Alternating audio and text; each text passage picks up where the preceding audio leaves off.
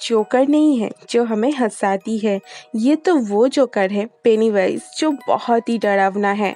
और आज मैं एक हॉरर मूवी इट को एक्सप्लेन करूँगी जो कि बहुत ही अच्छी मूवी है। और हॉरर मूवी में अगर जोकर के साथ साथ बच्चे हो तो उसका कुछ अलग ही बात है। मूवी 2017 में रिलीज़ हुई थी और इसे डायरेक्ट किया है एंड्रेस मुसिएट्टी ने। IMDb मिला है 7.3 आउट ऑफ 10। तो चलिए मूवी को शुरू करते हैं। तो मूवी के स्टार्टिंग में हम बिल और जॉर्जी को देखते हैं। बिल अपने छोटे भाई जॉर्जी के लिए पेपर बोट बना के देता है। जॉर्जी भी उसे लेकर बाहर खेलने चला जाता है। बाहर तभी बहुत तेज बारिश हो रही थी।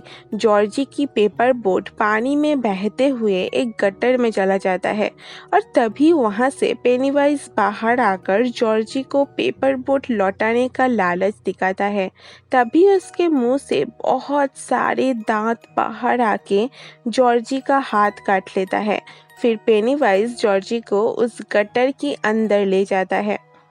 फिर कहानी शिफ्ट होकर हम माइक को देखते हैं जिसे जानवरों को मारना पसंद नहीं था, बट फैमिली बिजनेस के कारण उसे ऐसा करना पड़ता है। और उधर स्कूल में हम बिल, रिची, एडी, स्टैनली इन चारों दोस्तों को देखते हैं। तो वहाँ हेनरी और उसके साथ कुछ बच्चे मिलकर उन लोगों को परेशान करता था।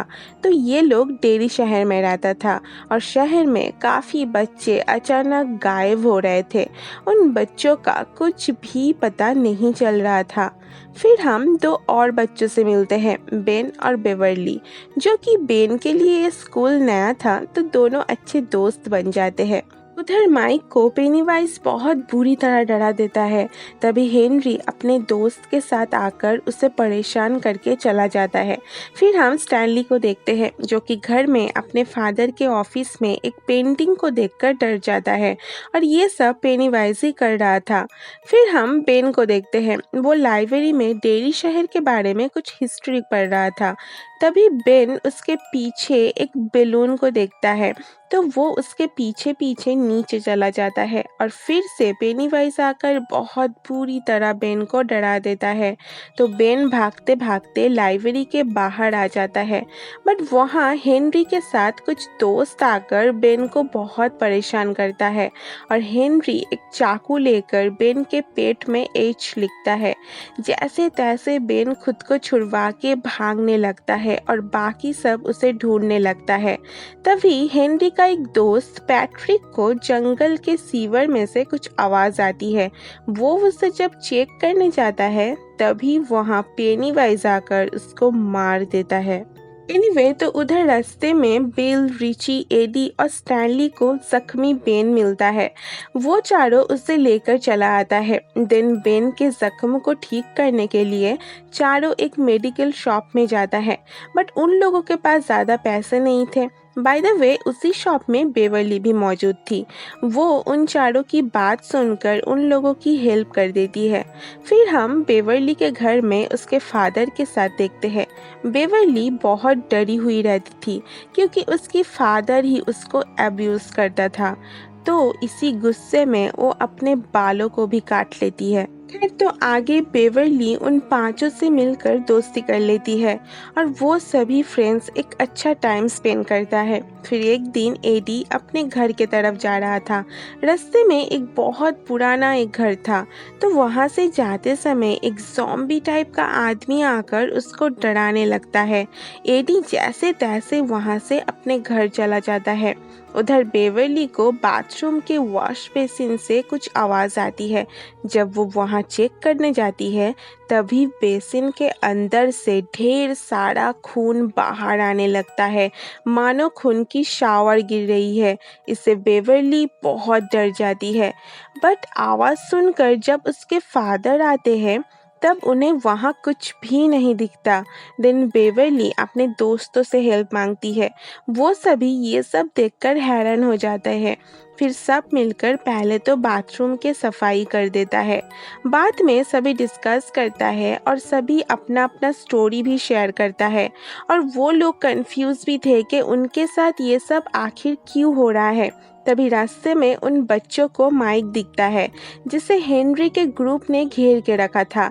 ये देखकर सभी बच्चे उन पे पत्थर मार के सबको भगा देता है और माइक को बचा लेता है। तो अब माइक भी उनके साथ था और उन सभी के बीच जो जो अजीब चीजें हो रहा था उन सभी डिस्कस करने लगते हैं। बेन के मुताबिक ये सब अजीब अजीब चीजें ठीक 27 साल बाद होती है। इस डेयरी शहर को पहले आग लग गया था।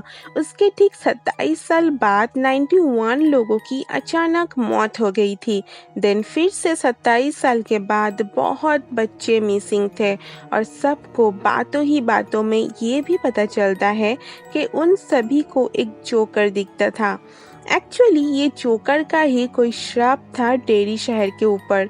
जो जोकर हर 27 सालों के बाद आकर अपनी भूख मिटाता था बच्चों को खाकर और उन सब बच्चों को किसी भी रूप में आकर बहुत डरा देता था और बच्चों को काबू में कर लेता था। एनीवे तो सभी बिल के गैरेज में आता है और बेन डेरी शहर का कुछ मैप लेकर सभी पता लगाने की कोशिश करता है। तो उन सबको ये पता लगता है कि शहर के जितने भी सारे सीवर है सभी वही पुराने घर पर जाके मिलता है और वो लोग ये सोचता है कि एक बार उस घर में जाकर देखना चाहिए। तभी सडनली प्रोजेक्टर के अंदर से पेनीवाइज बाहर आकर सबको बहुत बुरी तरह से डरा देता है और सभी गैरेज के बाहर जाकर अपनी अपनी जान बचाता है। फिर सभी उस घर के सामने जाकर अपने आप को तैयार करता है। देन सभी घर के अंदर घुसता है। घर के अंदर जाते ही सबको अपना अपना डर का सामना करना पड़ता है। स्टैनली को वही पेंटिंग आकर डराती है। बिल को अपना भाई जॉर्जी दिखता है। इसी चक्कर में एडी का हाथ टूट जाता है और पेनीवाइज अपनी असली रूप में आकर एडी को मारने ही वाला था। तभी बेवरली आकर एक हथियार से पेनीवाइज की आंखों में घुसा देती है। इससे पेनीवाइज थोड़ा कमज़ोर हो जाता है।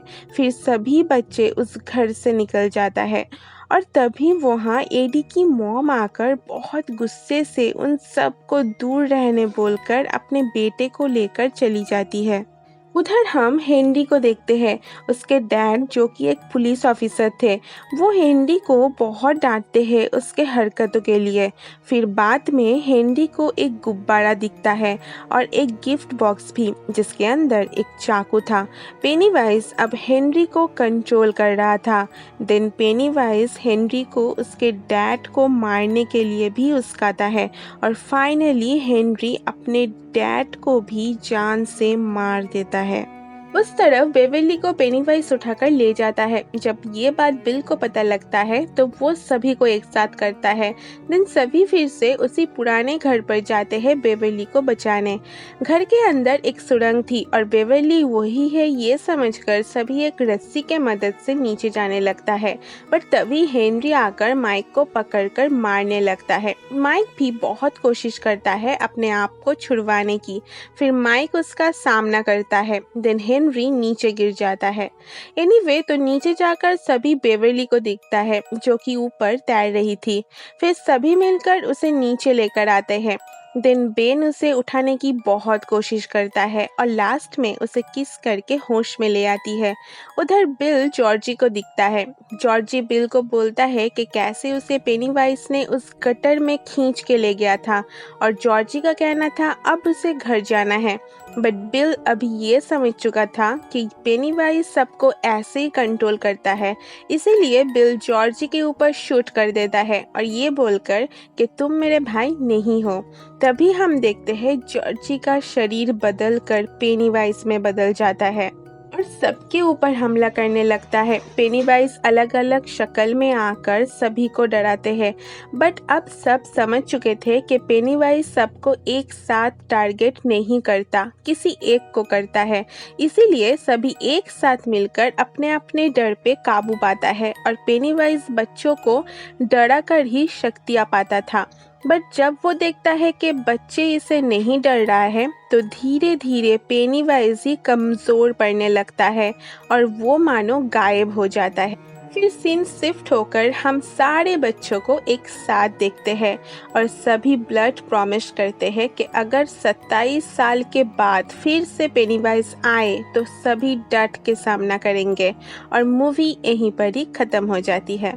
बाय द वे इसका और एक पार्ट भी है जिसे मैं नेक्स्ट वीडियो में एक्सप्लेन करूंगी। वहाँ हमें पेनीवाइज के बारे में थोड़ा और इन्फॉर्मेशन ज़रूर मिलेगी।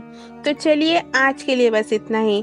अगर आपको मेरी वीडियो पसंद आई तो ज़रूर सब्सक्राइब करके बेल आइकन को प्रेस कर देना ताकि आपको मेरी वीडियो का नोटिफिकेशन सबसे पहले मिले।